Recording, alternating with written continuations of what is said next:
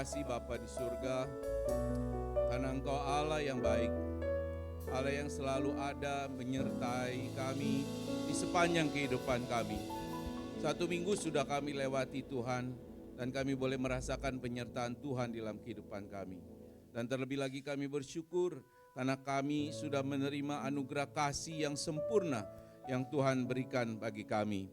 Namun Tuhan, kami tahu juga bahwa kami belum sepenuhnya mengasihi Tuhan, karena kami belum sepenuhnya menjadi pelaku-pelaku firman Tuhan. Ampuni kami Tuhan, dan saat ini kami mau belajar untuk lebih lagi menyatakan kasih Tuhan di dalam kehidupan kami. Oleh karena itu terangi hati kami Tuhan, pikiran kami dengan kuasa Roh Kudus yang ada dalam diri kami, supaya kami boleh mengerti firman yang akan disampaikan pada pagi hari ini.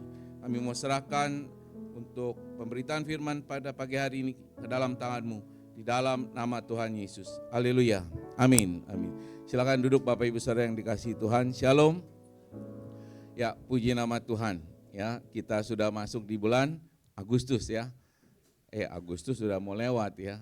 Kita akan masuk bulan September. Ya, bulan September itu konon dibilang bulan apa? September ceria ya. September ceria ya.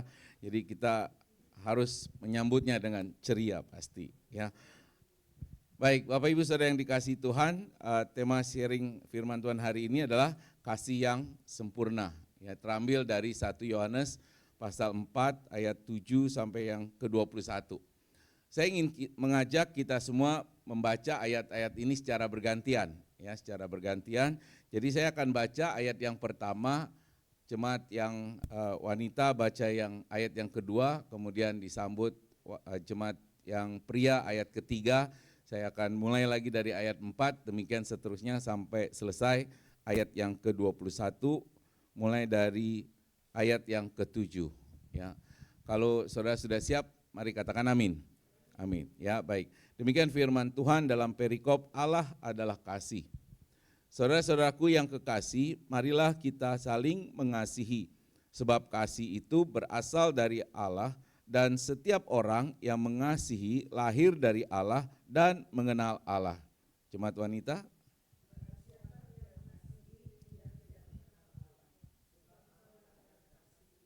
Jemaat pria.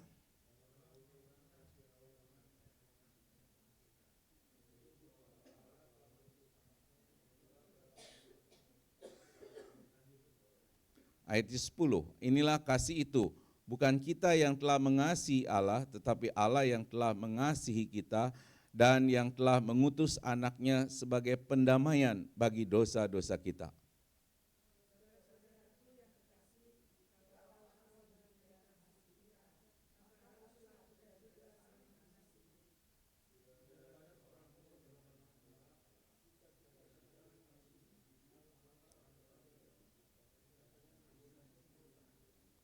Demikianlah kita ketahui bahwa kita tetap berada di dalam Allah dan Dia di dalam kita. Ia telah mengaruniakan kita mendapat bagian dalam Roh-Nya.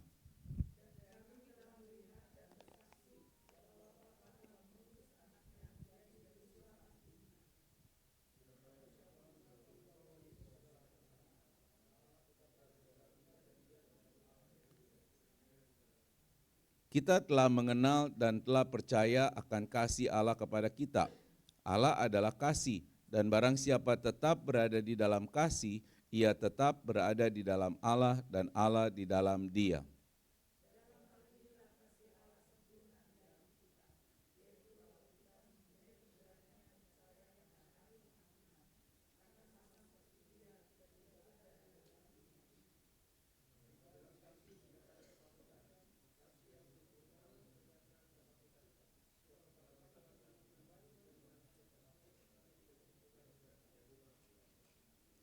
Kita mengasihi karena Allah lebih dahulu mengasihi kita.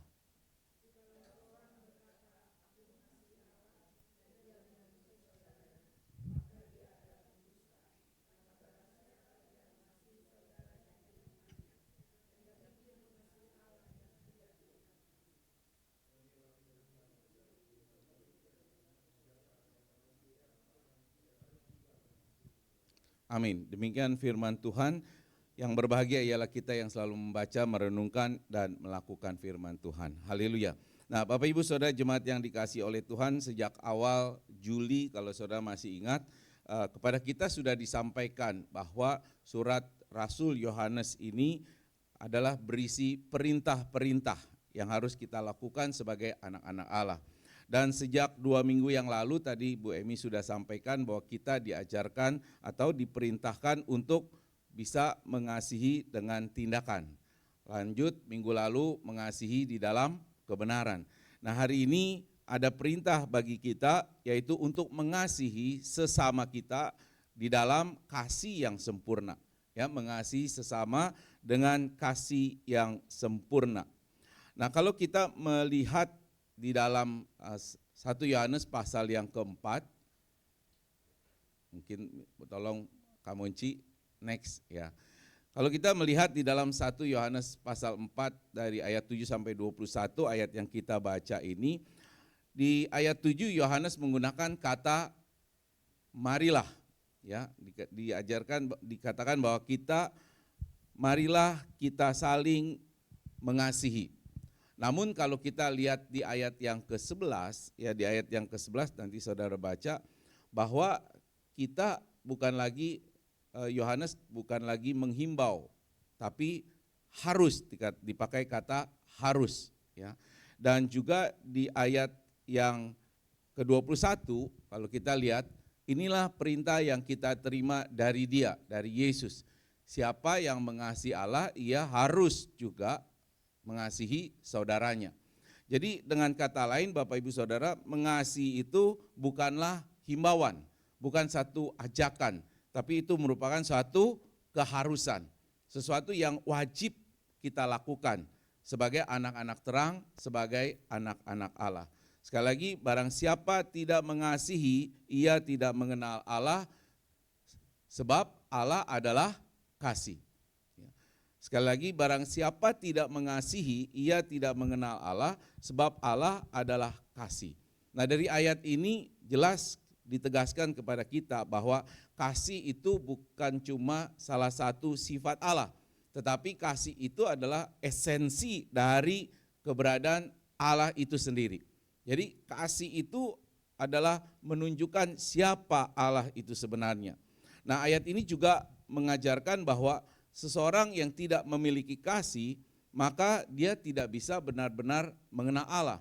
Seseorang yang tidak memiliki kasih, maka dia belum mengenal Allah. Pengenalan akan Allah itu bukan cuma sekedar tentang fakta-fakta yang kita bisa tahu, yang kita bisa baca, yang kita bisa dengar, tapi mencakup tentang pengalaman kita dalam pengenalan akan Allah dan terutama kita interpretasikan di dalam sikap hidup kita sehari-hari. Ya, kasih itu adalah tanda utama dari hubungan kita yang benar dengan Allah. Nah, di dalam konteks 1 Yohanes ini Bapak Ibu Saudara, penulis menekankan bahwa kasih kepada Allah itu harus diwujudkan. Ya, diwujudkan dalam tindakan kepada sesama kita. Jika seseorang mengaku mengenal Allah tetapi tidak mengasihi sesamanya, firman Tuhan katakan, maka pengakuan itu adalah dusta. Pengakuan itu adalah tidak benar. Kasih kita yang sejati kepada Allah selalu terungkap di dalam kasih kepada orang lain. Jadi pertanyaannya, apakah saudara mengasihi Allah? Kayaknya enggak yakin, enggak firm ini. Apakah saudara mengasihi Allah? Amin. Berarti kita harus saling mengasihi. Ya. Nah, oleh karena itu bolehlah kita toel kiri kanan kita sambil katakan kita harus saling mengasihi. Kita harus saling mengasihi. Puji Tuhan. Ya, puji Tuhan. Ya, mudah gak saudara mengatakan kita harus saling mengasihi? Mudah. Prakteknya? Susah ya. Ya. Kalau kita ngomong sama orang lain, aku mengasihimu. Mudah gak? Mudah, cuma ngomong aja itu mudah, tapi prakteknya sangat sulit. Ya, sangat sulit, betul ya? Nah, mengapa demikian? Karena itu alasannya adalah karena kasih itu sudah salah arah. Ya, kasih manusia itu sudah salah arah. Kasih yang salah arah itu merujuk pada keadaan di mana cinta kita, perhatian kita, komitmen kita tidak lagi diarahkan kepada hal-hal yang benar sesuai dengan kehendak Allah. Tetapi justru kecintaan kita malah tertuju pada hal-hal yang berlawanan dengan tujuan hidup kita sebagai anak-anak Tuhan yang harusnya memuliakan nama Tuhan. Maksudnya gimana maksudnya? Maksudnya kasih yang seharusnya kita tujukan kepada Allah itu justru kita alihkan kepada hal-hal yang lainnya.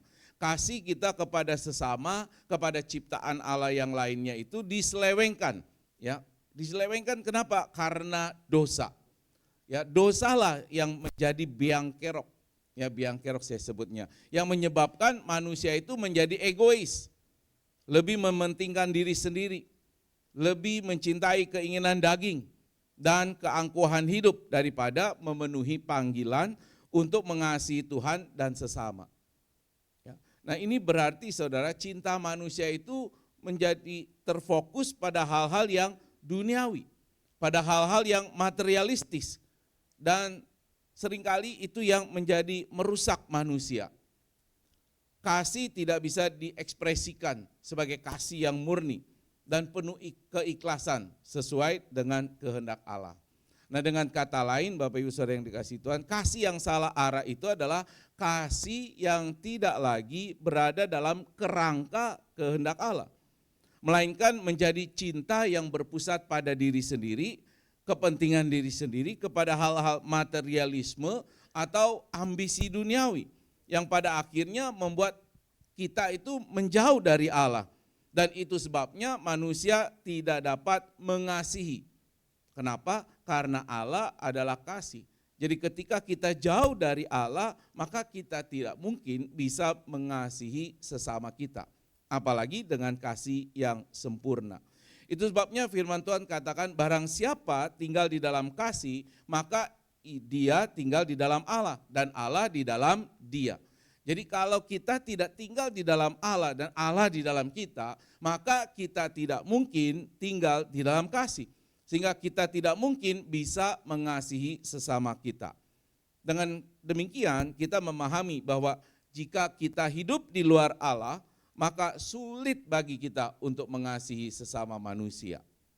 Jadi sekali lagi, saling mengasihi sesama kita, mudahkah? Mudah diucapkan.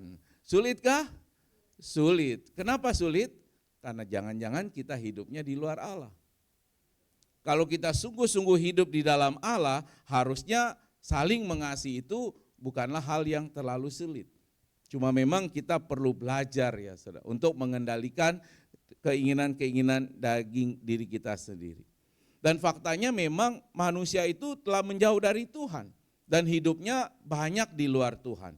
Sekali lagi, biang keroknya adalah dosa. Ya, biang keroknya adalah dosa. Saudara ingat waktu Adam dan Hawa setelah melakukan dosa, memakan buah yang dilarang, ketika Tuhan datang ke taman, mereka sembunyi. Ya, mereka takut berhadapan dengan Allah.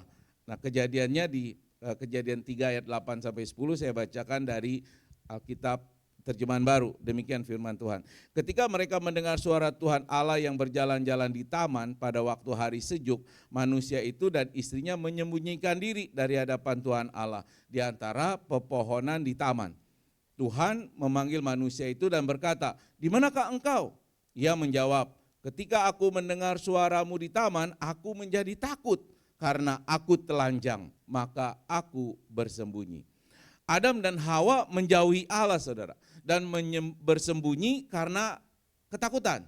Ya, ketakutan Adam dan Hawa itu muncul setelah mereka menyadari bahwa mereka telah melanggar perintah Allah.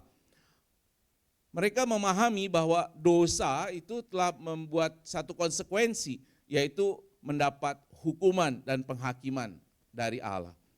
Mereka juga merasa malu karena mereka menyadari bahwa mereka telanjang, yang menunjukkan bahwa dosa telah menyadarkan mereka bahwa sebenarnya sebelum mereka melanggar firman Tuhan, mereka itu tidak berdosa dan mereka itu punya hubungan yang dekat dengan Allah. Tapi setelah melanggar perintah Tuhan, mereka jadi sadar bahwa mereka telah berdosa, dan ketelanjangan yang mereka sadari itu menjadi simbol dari satu kerentanan dan rasa bersalah mereka terhadap Allah karena melanggar perintah Allah.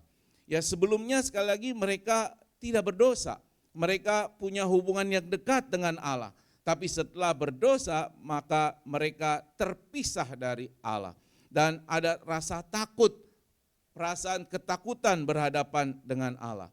Nah, ketakutan ini menyebabkan mereka bersembunyi dari Allah, menunjukkan bahwa dosa membawa satu perasaan keterpisahan dari persekutuan dengan Allah.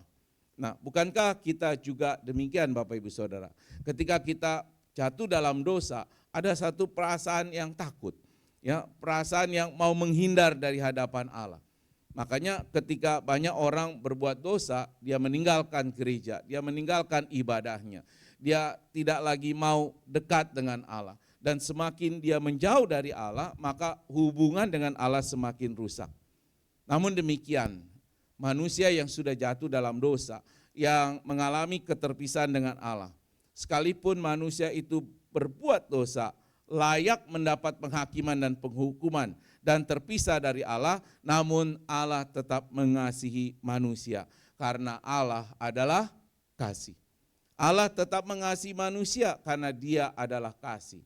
Yang berarti bahwa kasih Allah itulah esensi dari keberadaan Allah itu sendiri. Segala yang Allah lakukan, Dia lakukan di dalam kasih. Ketika Dia menciptakan dunia, Dia ciptakan di dalam kasih. Ya, ketika Dia memelihara ciptaannya, Dia lakukan di dalam kasih. Dan ketika Allah menebus manusia, maka Dia melakukannya di dalam kasih. Itu sebabnya Allah mengutus Tuhan kita Yesus Kristus untuk datang ke dunia menjadi pendamaian bagi dosa-dosa kita, untuk menjadi penebus atas dosa-dosa kita. Dan itulah kasih yang sempurna, kasih yang tidak terukur, sekalipun manusia tidak layak menerimanya. Tapi karena Allah adalah kasih, maka Dia lakukan itu karena Allah mengasihi kita. Allah lebih dahulu mengasihi kita. Dan inisiatif itulah yang menunjukkan bahwa bukan kita yang mengasihi Allah, tetapi Allah yang lebih dahulu mengasihi manusia. Nah, oleh karena itu, jika Allah itu mengasihi kita, maka hendaknya kita juga harus saling mengasihi. Ada amin? Karena Allah mengasihi kita, maka kita harus saling mengasihi. Karena Allah lebih dahulu mengasihi kita.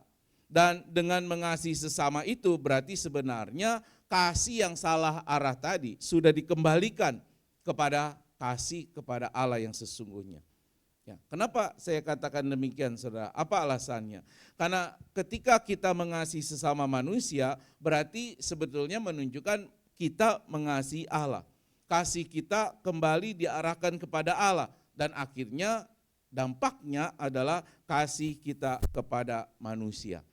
Nah, di dalam ayat ke-20 dari ayat yang kita baca tadi saudara, tertulis demikian. Jikalau seorang berkata aku mengasihi Allah tetapi ia membenci saudaranya, ia adalah pendusta. Karena siapa yang tidak mengasihi saudaranya yang dilihat, tidak mungkin dapat mengasihi Allah yang tidak dilihatnya. So pertanyaan introspektif buat kita. Apakah saudara mengasihi Allah? Amin. Aminnya mulai ragu-ragu kayaknya. Ya. Apakah saudara mengasihi Allah? Apakah ada orang yang saudara benci?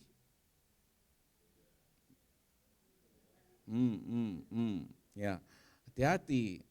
Ya, kalau ada berarti belum betul-betul mengasihi Allah. Kalau kita betul mengasihi Allah, maka firman Tuhan jelas katakan kita tidak boleh membenci. Kita boleh jengkel gak sama orang?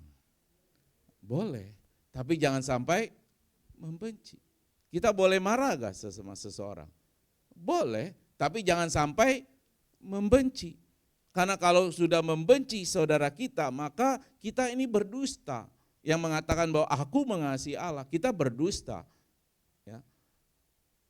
Sungguh kita harus mengasihi sesama kita. Jadi kalau kita mengasihi Allah, maka kita harus mengasihi sesama kita. Dengan kasih yang sempurna. Jadi boleh sekarang katakan kiri kanan saudara, aku mengasihimu. Ya. Gampang enggak? Gampang, karena yang di sebelah kiri kanan saudara teman baik pastinya. Ya. Benar ya? Coba ngomong sama Sari yang suka jengkelin. Susah. Ya, susah. Ya, tapi kita harus belajar saudara. Ya, kenapa? Ya karena kita mengasihi Allah. Alasannya lagi begini, firman Tuhan katakan, tidak ada seorang pun yang pernah melihat Allah. Jika kita saling mengasihi, maka Allah tetap di dalam kita dan kasih-Nya yang sempurna di dalam kita. Bagaimana kita bisa mengasihi Allah yang tidak kelihatan kalau yang kelihatan saja tidak bisa kita kasihi? Nah, oleh karena itu kita harus tinggal di dalam kasih. Kita harus tinggal di dalam Allah dan Allah di dalam kita. Maka kita akan dimampukan untuk mengasihi sesama kita. Katakan amin. Nah, oleh karena itu kita harus terus belajar, saudara. Ya, belajar. Dan firman Tuhan selanjutnya dikatakan di dalam ayat 12 ya, tidak ada seorang pun yang melihat Allah, jika kita saling mengasihi, Allah tetap di dalam kita dan kasih-Nya sempurna di dalam kita. Jadi kalau Allah tinggal di dalam kita dan kita di dalam Allah, maka kasih Allah itu sempurna, yang sempurna ada di dalam diri kita.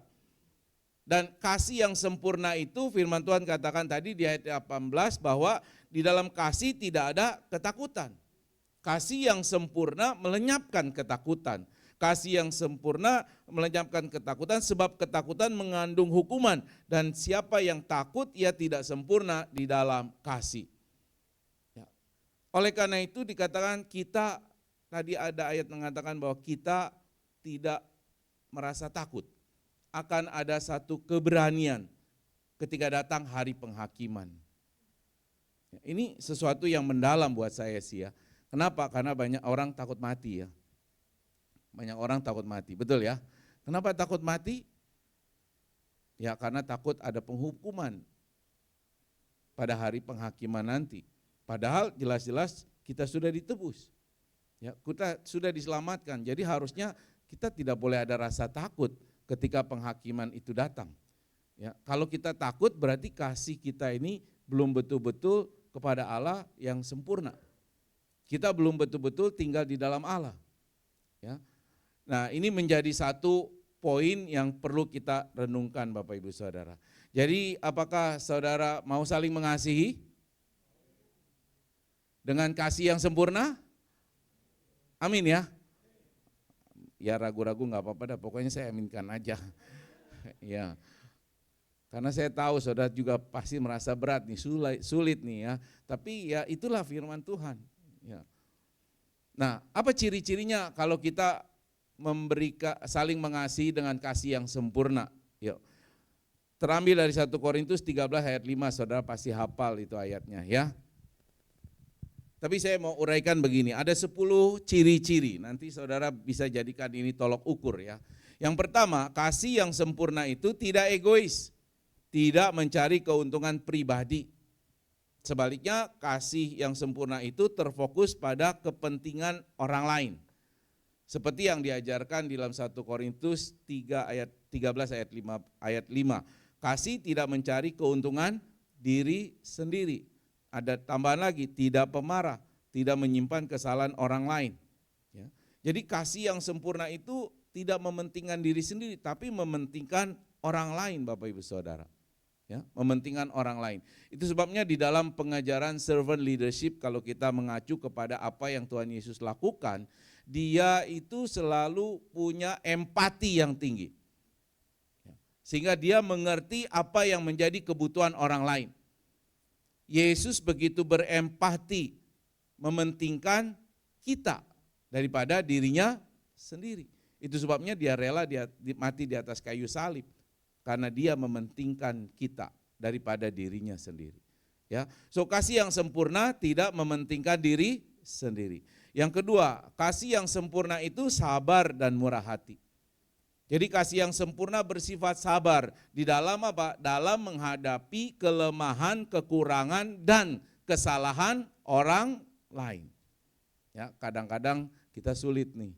Ya, kalau orang buat salah sama kita, maka kita sulit untuk menerima.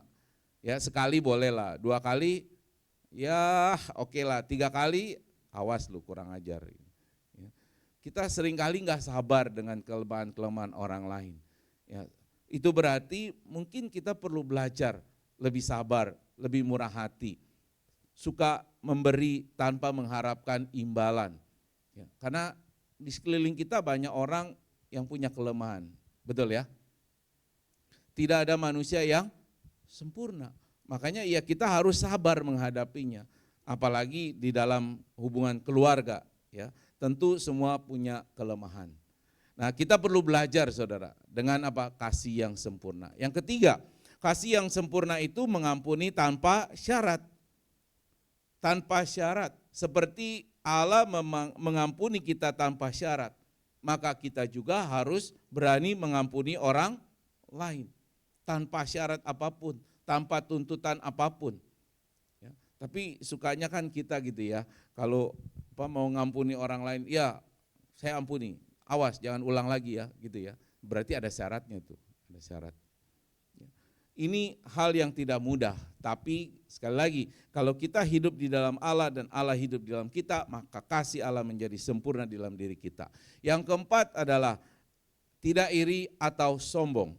Kasih yang sempurna itu tidak iri terhadap keberhasilan orang lain, tidak sombong akan prestasi diri sendiri, selalu rendah hati dan bersukacita untuk keberhasilan orang lain. Ya, untuk kesuksesan orang lain. Ini adalah kasih yang sempurna. Gampang? Ya, tidak mudah ya, tidak mudah. Tapi inilah yang harus kita kerjakan Bapak Ibu Saudara. Yang kelima, kasih yang sempurna itu setia dan berkomitmen. Ya, kasih yang sempurna itu setia di dalam hubungan dan punya komitmen, baik di dalam keluarga, baik di dalam gereja, di dalam pelayanan, pertemanan, ya dalam segala hal. Kasih itu tidak mudah goyah oleh situasi dan tantangan yang dihadapi. Ya, jadi kalaupun gereja kita ini tidak sempurna, saudara setia dan tetap komitmen, berarti ada kasih yang sempurna. Amin ya. Amin ya. Ya. Kalau kita tidak ada komitmen, tidak ada kesetiaan, ya berarti tidak ada kasihnya itu. Nah demikian juga dengan kalau kita setia ibadah hari Minggu, berarti kita punya kasih. Bukan cuma hari Minggu, hari Jumat. Oh, udah jangan panjang-panjang, ntar tersinggung. Ya, tersinggung ya. Ya. Kalau ada kasih, ada kesetiaan, ada komitmen. Kasih yang sempurna itu menunjukkan kasih di dalam tindakan. Ya, jadi kasih itu sempurna ketika dilakukan dalam tindakan nyata, bukan hanya kata-kata, dan itu sudah dibahas 2 minggu yang lalu. Tapi saya mau ulang kata-kata dari Rasul Yohanes. Anak-anakku, marilah kita mengasihi bukan dengan perkataan atau dengan lidah, tetapi dengan perbuatan dan dalam kebenaran. Kasih yang sempurna itu tidak membalas kejahatan dengan kejahatan. Kasih yang sempurna justru mengalahkan kejahatan dengan kebaikan.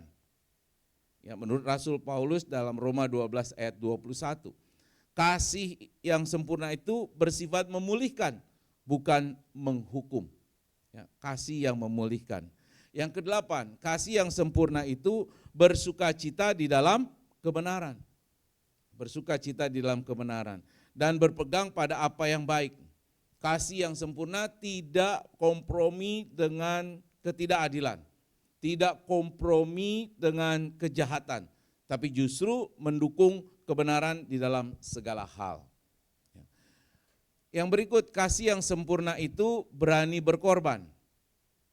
Ya, kasih yang sempurna rela berkorban demi kebaikan orang lain. Seperti juga Kristus yang menyerahkan nyawanya untuk kita. Nah, pengorbanan ini menunjukkan apa? Kasih yang sangat-sangat tulus dan mendalam.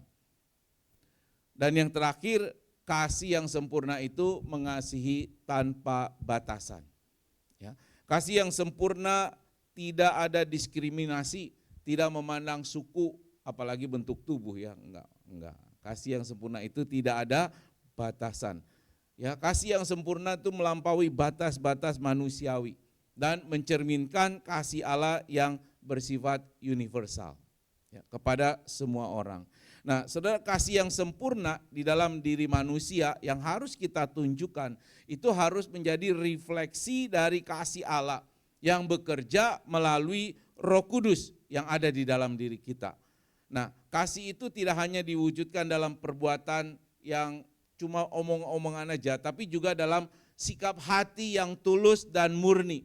Dan ini dikerjakan setiap hari, setiap saat, Bapak Ibu Saudara.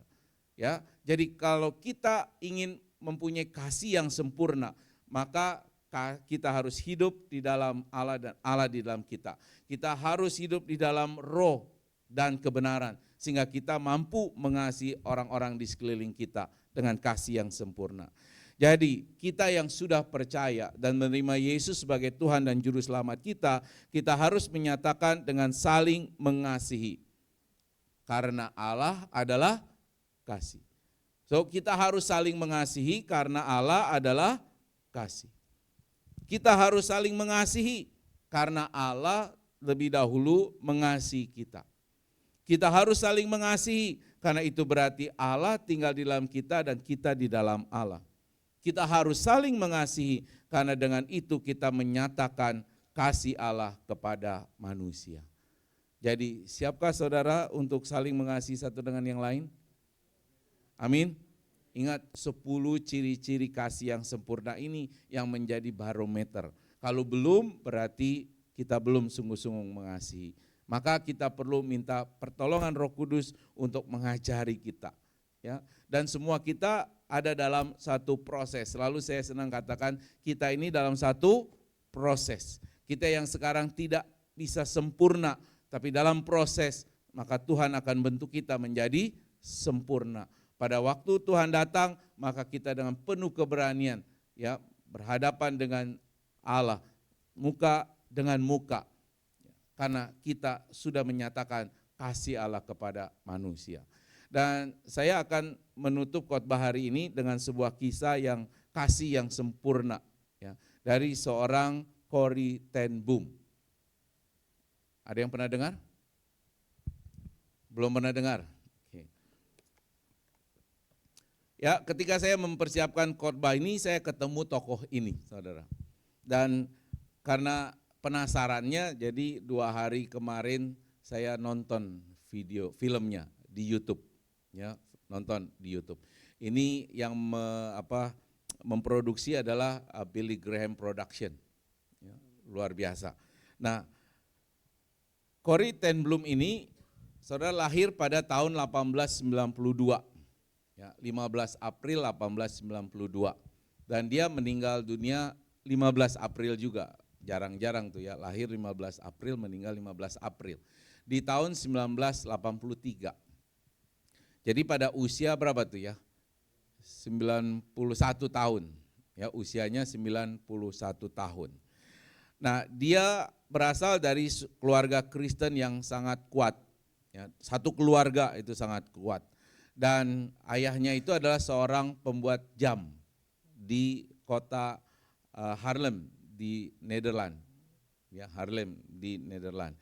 Nah, mereka satu keluarga itu punya satu kedermawanan yang sudah terkenal.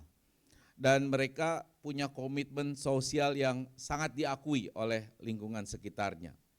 Dan konon rumah mereka itu selalu terbuka bagi orang-orang yang membutuhkan pertolongan. Nah, ketika Corey berusia 48 tahun, dia menyaksikan satu situasi pada waktu itu. Di filmnya juga diperlihatkan ya, bahwa pada waktu itu Nederland dikuasai oleh rezim nasionalis yang komunis. Dan khususnya ada invasi dari Nazi Hitler. Dan mereka pada waktu itu memburu orang-orang Yahudi. Ya, sangat diskriminatif dan suka menyiksa orang-orang Yahudi. Ya, kita tahu ya bagaimana sejarahnya Hitler membunuh begitu banyak orang-orang Yahudi. Dan Corey akhirnya memutuskan beserta keluarganya untuk melakukan sesuatu. Dan dia mulai menyusun suatu cara bagaimana untuk membantu mereka. Dan pada waktu itu karena situasi perang juga ada pejuang-pejuang yang berusaha untuk melawan rezim komunis pada waktu itu, melawan para Nazi. Nah, dalam caranya yang khusus, tanpa kekerasan, kemudian Corey menyampaikan suatu ide kepada keluarganya, yaitu ia ingin membuat satu tempat persembunyian, ya, hiding place di kamarnya. Dan itu langsung disambut persetujuan dari seluruh keluarganya. Maka jadilah kamar dia adalah hiding place. Jadi hiding place-nya itu adalah satu kamuflase, saudara ya. Jadi ada sebuah lemari tempat pakaian, kemudian di bawahnya itu dibuatkan satu pintu masuk, jalan masuk yang kecil, sempit, harus merunduk masuk situ. Dan di sebelah sininya ada kurang lebih 2,5 meter lorong yang lebarnya 75 cm, panjangnya 2,5 cm. Dan para pengungsi atau yang bersembunyi di situ, mereka duduk tanpa boleh bergeming. Nah, itu dilakukan ketika ada pemeriksaan dari kaum Nazi. Ya, karena tempat tinggal mereka yang ada toko jam juga tempat tinggal itu sering didatangi orang, jadi banyak orang-orang Yahudi datang minta perlindungan ataupun prajurit dari pejuang-pejuang Belanda itu, mereka datang sangat tidak dicurigai. Dan konon di tempat itu melalui hiding place itu yang mungkin cuma nampungnya berapa ya, paling banyak 10-12 orang ya, 10-12 orang. Nah, selama beberapa waktu, kurang lebih kurun 1-2 tahun, mereka bisa menyelamatkan 800 orang dari hiding place itu. Ya, ini satu tindakan yang penuh resiko sebenarnya. Kenapa? Karena dianggap menentang Nazi karena melindungi orang-orang Yahudi. Nah, akhirnya pada tanggal 28 Februari 1944, Corey beserta 4 keluarganya ditangkap oleh Gestapo. Ya, Gestapo. Dalam penawanannya ketika salah satu keluarganya, yaitu Casper namanya, bahwa dia diberitahu nih oleh prajurit Nazi bahwa dengan melakukan pelanggaran ini kamu bisa dihukum mati. Nah, tapi luar biasanya karena iman si Casper ini menjawab, ada satu kehormatan untuk memberikan nyawaku bagi orang-orang yang dipilih Allah. Ya, karena mereka kan tahu bahwa orang Yahudi itu adalah orang-orang pilihan Allah dan mereka siap mati untuk orang-orang pilihan Allah. Demikian kata Casper. Dan menjadi kenyataan bahwa 10 hari kemudian setelah dia ditangkap, dia meninggal dunia. Padahal usianya sudah 84 tahun. Ya, dia tetap ditangkap. Nah, kemudian Corey dan saudarinya terutama Betsy. Ya, Betsy ini kalau dilihat filmnya itu yang menurut saya itu lebih punya iman yang kuat daripada Corey sebenarnya. Ya. Jadi di dalam pembuangan, di dalam penjara, dalam penyiksaan mereka tuh dipaksa kerja keras, apalagi di camp Nazi. mereka dipaksa bikin jalan, ya mengeruk pasir, tanah dan seterusnya ya, sambil disiksa, itu di dalam filmnya dikatakan begitu. Nah, Betsy ini sangat-sangat luar biasa imannya saudara. Jadi di dalam kamp penahanan itu, dalam keadaan yang tersiksa, dia terus memberitakan firman Tuhan. Dia terus memberikan kekuatan kepada para perempuan-perempuan yang di dalam kamp tahanan itu saudara. Ya, sampai satu kali ada satu orang yang bertanya sama dia, kamu selalu cerita Allah itu mengasihi kita, tapi pertanyaannya, kenapa kalau Allah mengasihi kamu, kenapa dia masukin kamu ke sini? Membiarkan kamu di dalam kamp tahanan ini. Kalau saudara ditanya gitu dalam keadaan yang dalam penjara, terus ditanya gitu, jawabannya gimana? Nah kan gak bisa jawab jadi. Susah ya. Ini dalam keadaan menderita di dalam kamp tahanan, sudah disiksa habis-habisan, makanan terbatas dalam penderitaan, terus ditanya, kalau Allah mengasihimu, kenapa dia izinkan kamu masuk ke dalam tahanan ini? Apa jawaban Betsy? Luar biasa saudara. Dia bilang begini, untuk obey, untuk taat kepada Allah. Ya, ini iman yang menurut saya ya sangat luar biasa. Dia tahu bahwa dia mengalami ini, Allah mengasihi dia dan izinkan dia mengalami ini supaya dia taat kepada Allah. Ya jangankan di penjara, kita udah kurang makan aja udah komplain banyak ya. Jangankan disiksa ya, baru gosipin aja kita udah emosi. Ya, kita harus belajar saudara. Allah tetap mengasihi kita. Dan ditambahkan kemudian oleh Kori yang tersentak oleh jawaban Betsy itu. Ya, benar, Allah mau kita taat. Apa rencananya? Kita tidak tahu. Yang kita tahu, kita harus taat. Ya. Saudara, dari hal ini kita boleh belajar. Kadang-kadang ada banyak hal-hal yang tidak menyenangkan dalam kehidupan kita. Tapi kita tetap dituntut untuk taat kepada Allah. Apa rencana Allah ke depannya? Kita tidak tahu. Tidak tahu. Tapi yang penting adalah kita tetap taat. Ya, tetap taat. Nah, pada akhirnya Betsy juga meninggal dunia saudara. Ya, di dalam kamp tahanan itu. Jadi udah 2 meninggal. Ya.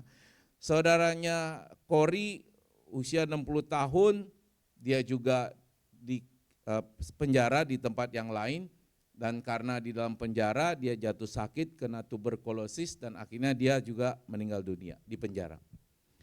Dan yang terakhir keponakan si Kori yang cukup semangat untuk menyelamatkan orang-orang Yahudi dan ikut ditangkap dan akhirnya dihukum mati. Jadi 4 saudaranya meninggal di dalam penjara. Ya. Tinggal dia seorang yang hidup. Dan pada akhirnya Kori sendiri entah gimana karena keajaiban menurut kisah itu, dia akhirnya di akhir tahun 1944 itu pada bulan Desember tanggal 21 dia dapat pembebasan. Entah caranya gimana, ya tidak ada yang tahu, dan dikatakan Kori sendiri mengatakan itu suatu keajaiban, dia bisa dapat kebebasan. Yang lain tetap di dalam tahanan tapi dia dibebaskan. Dan akhirnya dia kembali ke Harlem dan kemudian dia menghabiskan sisa musim dingin di dalam rumahnya di toko jam Ten Boom itu. Dan kemudian dia melakukan sesuatu, dia tidak mau berdiam diri saudara. Ya, dia tidak mau berdiam diri. Di dalam bukunya dia menulis begini, Allah memberi kita kasih untuk memampukan kita mengampuni musuh-musuh kita. Oleh karena itu, aku tidak bisa berdiam diri, tetap harus melakukan sesuatu. Coba saudara bayangin ya, orang yang udah masuk di penjara, ini perempuan ya, bahkan dia sempat katanya bersama Betsy itu ketika sebelum masuk kamp tahanan Nazi itu disuruh telanjang bulat bugil untuk dilihatin oleh prajurit Nazi, dilihat mana yang masih bisa kepake atau enggak untuk kerja. Ya, itu pengalaman yang luar biasa, menyakitkan ya sebenarnya bagi seorang wanita. Tapi dia bilang, ya kita harus mengampuni musuh-musuh kita. Ya. 4 saudaranya meninggal di penjara. Tapi dia bilang, kita harus mengampuni musuh-musuh kita. Ya. Dan Kori mengampuni saudara. Ya. Kori mengampuni, dia memaafkan kematian dari orang-orang terdekatnya dan penderitaannya sendiri. Dan setelah dia bebas itu, dia mendirikan sebuah panti rehabilitasi. Ya, panti rehabilitasi untuk pemulihan orang-orang yang mengalami penyiksaan, perang dan seterusnya. Dan dia menulis buku, banyak bukunya. Dan yang luar biasanya saudara, ya, dia pada tahun 1947, berarti 3 tahun kemudian ketika dia berkeliling untuk sharing, untuk berkhotbah karena dia jadi seorang misionaris ya. Ada seorang pria mendekati dia. Ya, mendekati dia, kemudian menyapa dia dan pengin jabatan tangan sama dia. Si Kori ini langsung kenal pria ini. Dia adalah salah satu tentara terkejam ya, di penjara Ravensbrück yang adanya di dekat Berlin, ya, di dekat Berlin. Dia kenali nih pria ini. Ini yang menyiksa dia. Ini yang dia salah satu prajurit yang di mana dia harus memamerkan tubuhnya yang bugil itu lewat untuk diperiksa. Dan pria itu sekarang datang di hadapan dia mau jabat tangan untuk minta maaf, minta pengampunan. Kalau kita di posisi Kori, bisakah kita memaafkan? Boro-boro maafin ya. Lihat mukanya, cis najis gua. Mungkin. Tapi apa yang dilakukan Kori? Dia sambut tangannya. Dia bilang, aku mengampunimu. Dan pria itu rupanya sudah bertobat dan menjadi Kristen. Dan dia bilang begini, aku sudah jadi Kristen. Aku tahu Allah mengampuni aku atas segala kejahatan yang aku lakukan. Akan tetapi aku memerlukan Kori. Memberitahu secara pribadi bahwa dia telah memaafkan. Ya, baru lega hatinya. Ini suatu tindakan yang sulit saudara. Tidak mudah untuk dilakukan. Tapi itulah Kori. Dia sangat mengimani kasih Allah yang begitu besar. Dan dia hidup di dalam kasih Allah itu. Dan kasih yang sempurna itu ada di dalam dirinya. Maka dia sanggup mengampuni orang yang pernah menyiksanya. Kori juga merasa bahwa hidupnya satu karunia saudara. Yang perlu dibagikan kepada orang lain. Dan dia tahu bahwa Betsy telah memberi pelajaran kepada dia di kamp konsentrasi. Betsy pernah berkata kepada Kori, tidak ada luka yang begitu dalam yang tidak dapat dijangkau oleh kasih Allah. Sekali lagi, tidak ada luka yang begitu dalam yang tidak dapat dijangkau oleh kasih Allah. Itulah sebabnya akhirnya Kori bisa hidup normal, dia mengampuni semua orang-orang yang menyiksanya. Dan ketika dia berumur 53 tahun saudara, dia mulai satu pelayanan ke seluruh dunia, menyebarkan Injil, menyebarkan pengalamannya, dan dia bepergian ke lebih dari 60 negara dalam 33 tahun. Jadi di usianya yang senja, dia dipakai Tuhan dengan luar biasa. Ya, dia memberitakan Injil, mengajarkan tentang kasih yang sempurna. Semoga kita tidak menunggu usia 58 tahun baru mau sadar. Ya, untuk menyebarkan kasih yang sempurna. Kori telah melakukan kasih yang sempurna karena Allah begitu mengasihi dia. Ada satu quote yang saya dapat dari salah satu bukunya yang luar biasa nih saudara. Ya, saya baca buat saudara. Forgiveness is the key which unlocked the door of resentment and the handcuffs of hatred. It breaks the chains of bitterness and the shackles of selfishness. The forgiveness of Jesus not only take away our sin, it makes them as if they had never been. Supaya lebih mengerti saya udah terjemahin, tenang, jangan khawatir ya. Ya. Kelihatan nggak ya? Enggak terlalu ya. Aduh. Enggak kelihatan ya. Oke, saya bacain aja deh ya.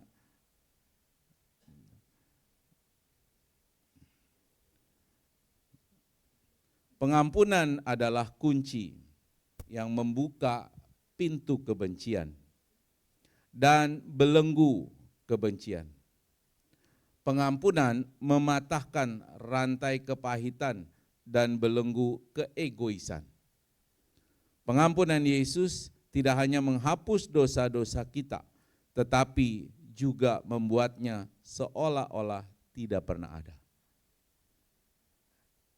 Jadi pengampunan yang kita sudah terima dari Yesus membuat kita tidak berdosa lagi, saudara. Seakan-akan kita tidak pernah berdosa. Ya, itulah the power of forgiveness. So, maukah saudara mengampuni orang-orang sesama, saudara-saudara yang lain, supaya kita bisa mengasihi dia dengan kasih yang sempurna. Kita perlu menyadari bahwa hidup kita ini adalah satu karunia dari Allah. Dan oleh karena itu kita perlu membagikan apa kepada orang-orang di sekeliling kita? Kasih Allah yang sempurna yang sudah kita terima dari Dia. Kiranya Roh Kudus yang menolong kita untuk bisa menyatakan kasih Allah di dalam kehidupan kita kepada sesama kita. Amin. Mari kita berdoa. Bapa di surga, terima kasih buat firman-Mu yang boleh kami renungkan pada pagi hari ini. Sungguh Tuhan, kami perlu Engkau untuk kami boleh menyatakan kasih-Mu yang sempurna di dalam kehidupan kami dengan hidup saling mengasihi. Karena Engkau telah lebih dahulu mengasihi kami, karena Engkau adalah kasih, maka kami harus hidup saling mengasihi.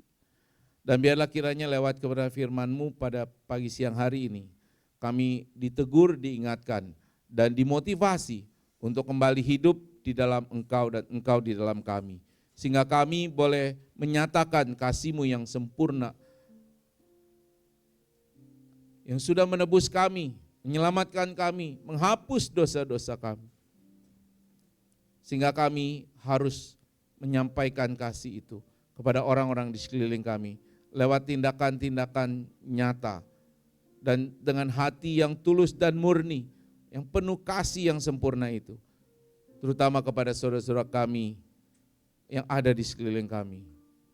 Terima kasih Tuhan buat firman-Mu, kiranya Roh Kuduslah yang memeteraikan, terus menolong, membimbing, mengingatkan, supaya kami menyatakan kasih Engkau kepada orang-orang di sekitar kami. Terpujilah Engkau di dalam nama Tuhan Yesus. Haleluya. Amin.